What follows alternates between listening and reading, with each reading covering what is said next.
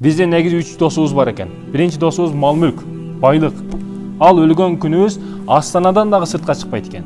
Экинчи досубуз мүрзөгө чейин барат экен. Үчүнчү досубуз бар, ал досубуз биз менен кошо мүрзөгө кирет экен. Ал эми биринчи досубуз Астанадан дагы сыртка чыкпаган досубуз, ал жыйнаган байлыгыбыз, бийлигибиз. Россияга барып, Японияга барып тапкан байлыгыбыз. Ал эми экинчи досубуз, байкелерибиз, тайкелерибиз, жакындарыбыз, ал мүрзөгө чейин барат. Бирок мүрзөгө кошо кире албайт. Кирсе дагы пайда бере албайт.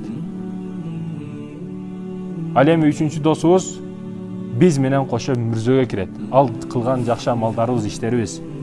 Жакшы иштерибиз көп болсо, мүрзөдө бизге жыргал болот. Ал эми жаман иштер, күнөө болсо, ошол кошо биз менен кирип, ал кыйнак азап болот бизге. Жашоодо эң өкүнгөн нерсе өлгөн кезде бардык байлыгың артта калат. Эми андан дагы кыйыны барып ошонун бардыгына жооп